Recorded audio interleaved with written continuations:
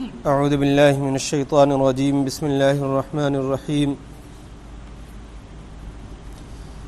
کنتم خیر امۃ اخرجت للناس تأمرون بالمعروف وتنہون عن المنکر وتؤمنون باللہ ولو آمن اہل الكتاب لکان خیرا لهم منهم المؤمنون واکثرهم الفاسقون لن يضروكم الا اذى وإن يقاتلوكم يولوكم الأدبار ثم لا ينصرون ضربت عليهم الذلة أينما ثقفوا إلا بحبل من الله وحبل من الناس وباءوا بغضب من الله وضربت عليهم المسكنة ذلك بأنهم كانوا يكفرون بآيات الله ويقتلون الأنبياء بغير حق ذلك بما عصوا وكانوا يعتدون.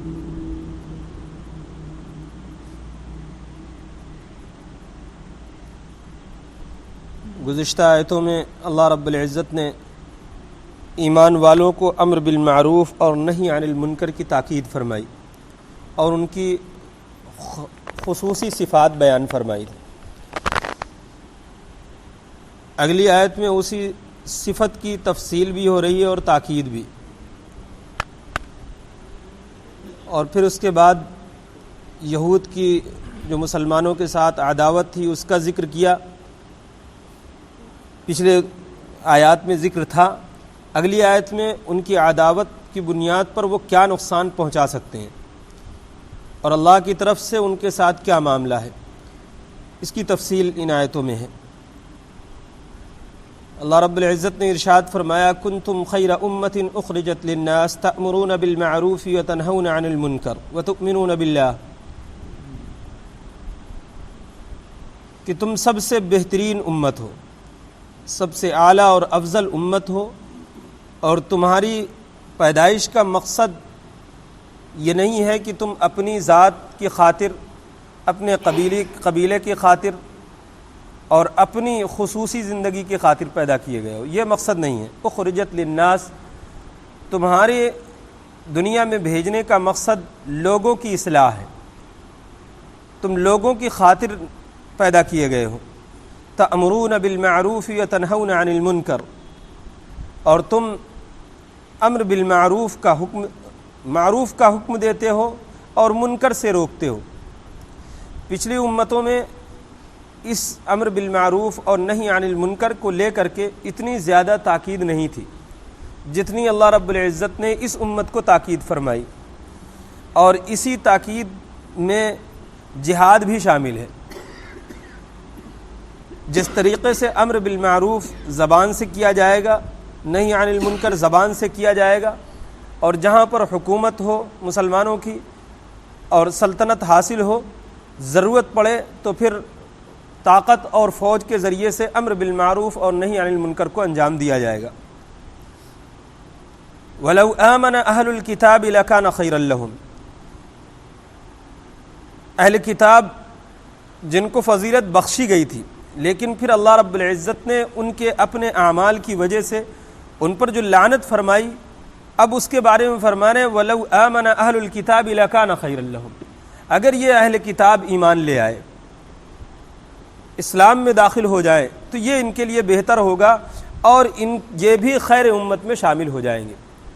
جیسے کہ ان کو فضیلت دی گئی تھی، اگر یہ اب بھی ایمان لے آئے اور لا کر کے اسلام کے دائرے میں داخل ہو جائیں تو اللہ رب العزت ان کو وہ فضیلت پھر عطا فرما دے گا، یہ ان کے لیے بہتر ہوگا. منہم المؤمنون واکثرهم الفاسقون، ان میں سے بہت کم ہیں جو ایمان لانے والے ہیں، اکثر زیادہ تر نافرمان ہیں. اور جو ایمان لے آئے ان کا تذکرہ پچھلے اس میں ہوا کہ حضرت عبداللہ ابن سلام جس میں خاص طور سے ہیں، یہودی عالم تھے اور جلیل القدر صحابی ہوئے، پھر اللہ کے نبی صلی اللہ علیہ وسلم کے. ان کے علاوہ اور بھی دو چار اس طریقے کے یہودی ہیں جو ایمان لے آئے اور اسلام میں داخل ہوئے، صحابیت کا مقام پایا. اللہ رب العزت نے ان کو بلند مقام عطا فرمایا. اسی کو فرمایا کہ اگر یہ ایمان لے آئے تو پھر اللہ رب العزت ان کو بلند مقام عطا فرما دے گا، ان کے لیے بہتر ہوگا. لیکن ایسا بہت کم ہے، ان میں اکثر نافرمان ہیں. لن یضروکم الا اذی، اب ایمان والوں کو اللہ رب العزت تاکید فرما رہا کہ یہ تمہارے خلاف سازشیں کر رہے ہیں، تم کو گمراہ کرنے کی کوشش کر رہے ہیں، تمہارے درمیان تفرقہ پھیلانے کی کوشش کر رہے ہیں، آپس میں اختلاف ڈالنے کی کوشش کر رہے ہیں. لن یضروکم الا اذا، یہ تمہیں سوائے تھوڑی سی تکلیف کے اور کوئی نقصان نہیں پہنچا سکتے. ہاں تھوڑا بہت تکلیف دے سکتے ہیں، اس کے علاوہ تمہیں کوئی نقصان نہیں پہنچا سکتے. یقاتلوکم یولوکم الادبار، اگر تم ان سے قتال کرو، جنگ کرو، لڑائی کی نوبت آ جائے، یولوکم الادبار، تو یہ پیٹ پھیر کر کے بھاگیں گے، یہ ٹھہریں گے نہیں. ثم لا ینصرون، اور ان کی مدد بھی نہ کی جائے گی. کہیں بھی پوری تاریخ اس بات کی گواہ ہے کہ جب بھی اہل کتاب چاہے یہود ہوں یا نصارہ ہوں، ان کا مسلمانوں سے جب مقابلہ ہوا تو ہمیشہ مسلمانوں کی تعداد ان کے مقابلے میں 10 کیا 20 گنا کم رہی. لیکن اس کے باوجود یہ ہمیشہ یولوکم الادبار کا انہوں نے بالکل سچ ثابت کیا، ہمیشہ پیٹ پھیر کر کے بھاگے، چاہے ان کی تعداد لاکھوں میں رہی ہو اور مسلمانوں کی چند ہزار میں.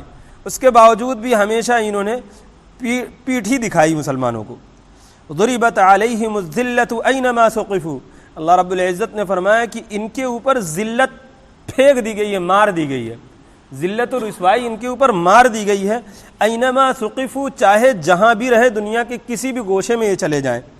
الا بحبل من اللہ وحبل من الناس، ہاں ذاتی طور پر ان کو عزت اور سربلندی نہیں مل سکتی، چاہے وہ یہود ہوں یا نصارہ ہوں. ہم اپنے اس دور میں آ کر کے اگر کچھ دیکھ رہے ہیں تو پہلی بات تو یہ وقتی ہے.